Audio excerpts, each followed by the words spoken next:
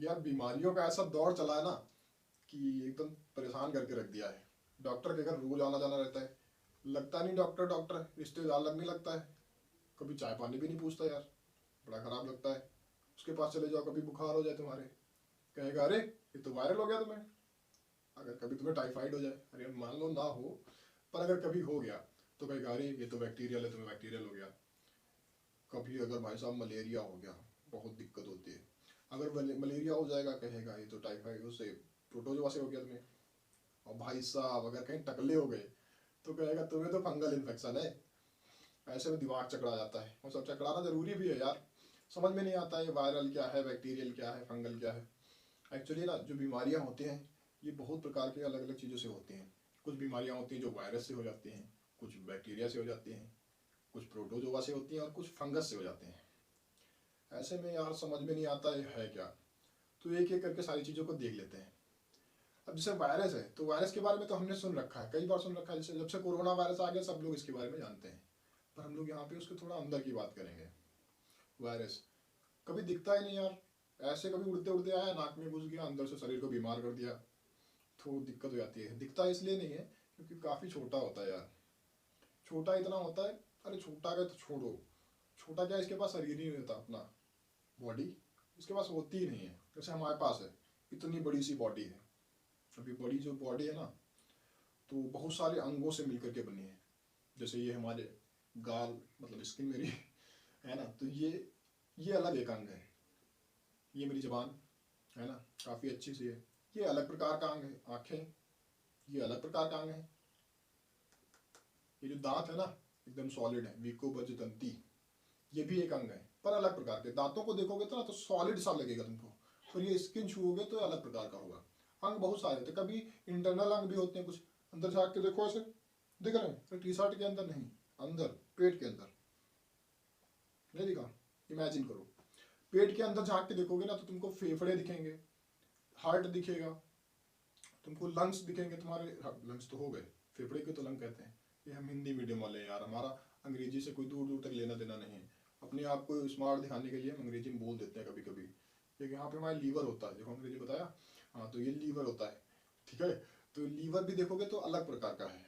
सब जितने भी अंग हैं सब अलग अलग प्रकार के हैं। अलग प्रकार के क्यों हैं? क्योंकि ये जो सारे अंग है ना, ये अलग प्रकार के टिश्यू से मिलकर के बने होते हैं। अब टिश्यू, उत्तक है ना, ये सारे उत्तक जो होते हैं ये बहुत प्रकार की छोटी छोटी कोशिकाओं से मिलकर के बने होते हैं। तो अगर हम लोग टेक्निकली बात करें तो हमारा शरीर जो है बहुत ही छोटी छोटी कोशिकाओं यानी सेल से मिलकर के बना होता है, करोड़ों सेल होते हैं। अब हर अंग जो होगा वो बहुत ही प्रकार के उत्तकों से मिला होगा, और उत्तक भी किसी न किसी प्रकार के सेल से मिले होंगे। अब जितने भी अंग होंगे उनमें जितने भी सेल पाए जाएंगे वो एक ही प्रकार के होंगे। जैसे दांत के सेल अलग प्रकार के होंगे, ये खाल स्किन इसके सेल अलग प्रकार के, ये बाल इसके सेल अलग प्रकार के, हड्डियों के अलग प्रकार के, पर वो अपने आप में सेम होंगे। जैसे हड्डियों के हैं तो केवल हड्डियों वाले ही होंगे, उसमें ऐसा नहीं होगा कि उसमें भी खाल के तुम्हारे सेल हड्डियों में हो तो लचक जाएंगी तुम्हारी हड्डियां, है ना। तो सेल को समझना थोड़ा जरूरी था। अगर अब तुम इमेजिन करोगे तो तुमको समझ में आ जाएगा कि तुम्हारे शरीर में करोड़ों सेल से मिलकर के तुम्हारा पूरा शरीर बना हुआ है। तो इमेजिन करो कितना छोटा छोटा सेल होता होगा। ये वायरस भाई साहब होता है ना, उस सेल से भी छोटा होता है, इतना छोटा कि सेल से भी छोटा। अब तुम सोचो कोई भी शरीर होने के लिए कम से कम एक सेल तो होना चाहिए। ये वायरस भाई साहब इनके पास एक सेल भी नहीं है, बिना सेल के घूम रहे हैं। तो ऐसे में किसी आदमी को या किसी भी को जिंदा कहने के लिए कम से कम शरीर होना चाहिए। अब इनके पास शरीर ही नहीं है तो इनको हम जिंदा कहेंगे? तो इनको हम जिंदा नहीं कह सकते, और वास्तव में है भी नहीं जिंदा। इनको अगर मिट्टी में डाल दोगे तो हजारों साल तक ये पड़े रहेंगे और मरे के जैसे पड़े रहेंगे एकदम से, पता ही नहीं लगता कि ये जिंदा है भी या है भी यहाँ पे। लेकिन भाई साहब जैसे ही किसी जीवित सेल के संपर्क में आएंगे, हमारे आपके या किसी के भी संपर्क में आ जाएंगे, तुरंत एक्टिव हो जाते हैं। इसको ऐसे समझो, आत्मा देखी कभी?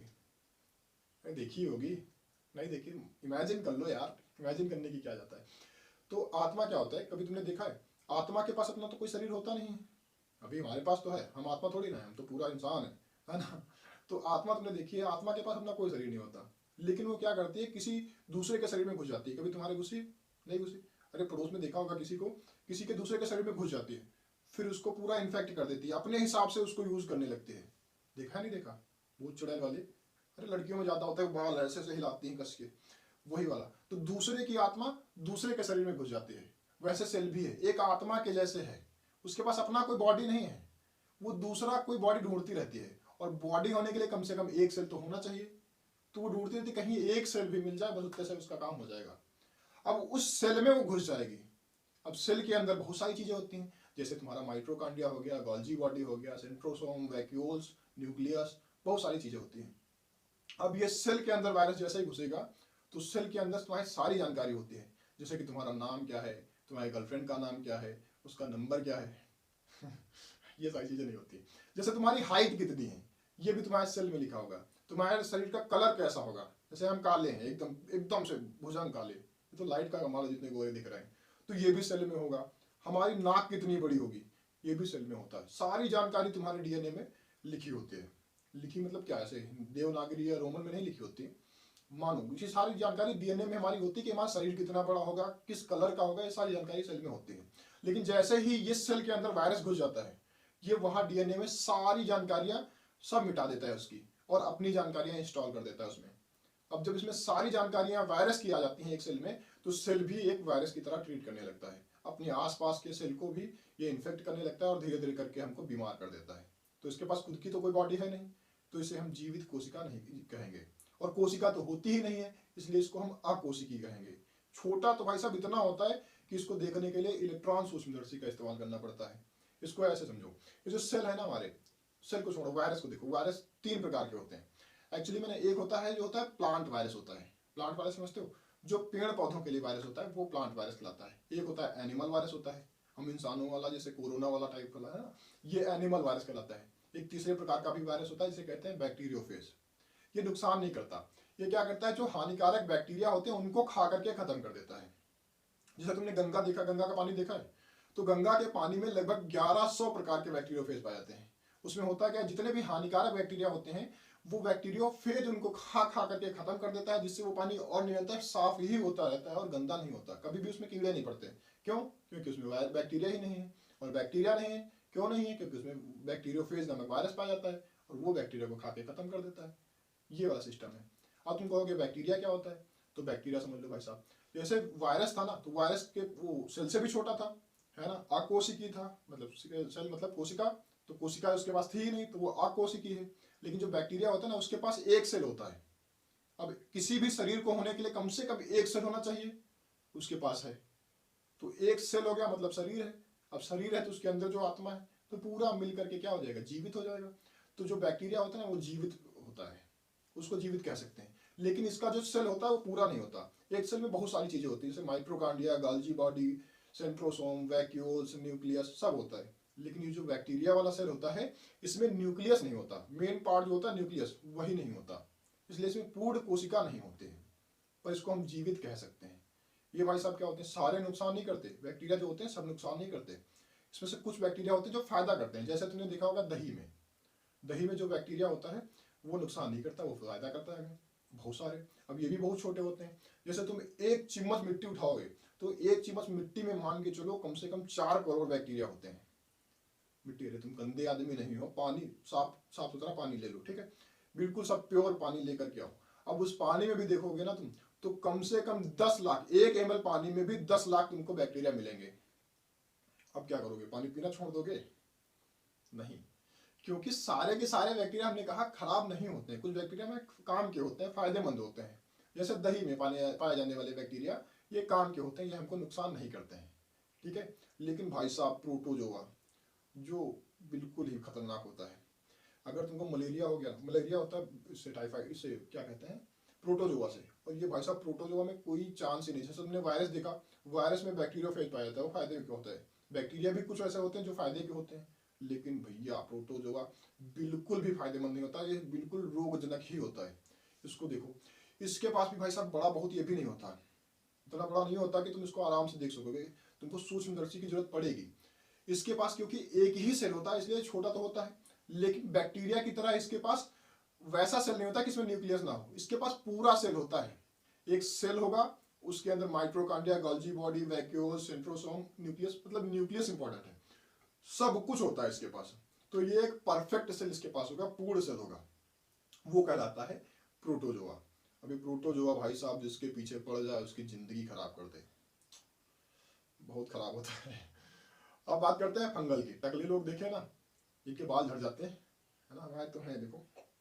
हाँ, तो टकले लोगों की बात करें तो टकले लोगों में क्या होता है, टकले नहीं कहेंगे यार, मतलब जो गंजापन होता है ना, गंजापन एक बीमारी होती है, तो वो होता है फंगल इन्फेक्शन की वजह से।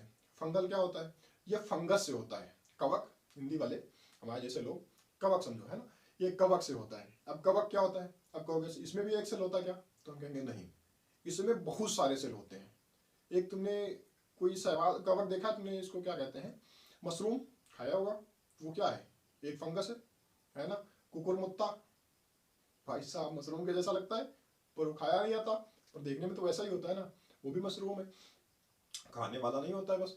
तो उसमें देखा होगा तुमने, एक ही प्रकार की सारी कोशिकाएं होती हैं, चाहे उसका तना ले लो या ऊपर की छतरी ले लो या उसकी जड़ें ले लो, उसमें सेम एक ही स्ट्रक्चर होगा, अलग अलग नहीं मिलेगा कि तना थोड़ा सॉफ्ट हार्ड हो, पत्तियां थोड़ी उसकी सॉफ्ट हो, ऐसा कुछ नहीं होगा। हमारे शरीर में देखोगे तो तुमको क्या मिलेगा, ये जो गाल है ये थोड़ा सॉफ्ट होगा, दांत देखोगे ये थोड़ा हार्ड होंगे, अंदर के जो पार्ट देखोगे यहाँ पे हार्ट होगा एक, वो अलग बहुत सॉफ्ट होगा, अलग ही प्रकार का कोशिकाएं होंगी। तो शरीर में बहुत सारी कोशिकाएं होती हैं और बहुत प्रकार की कोशिकाएं होती हैं।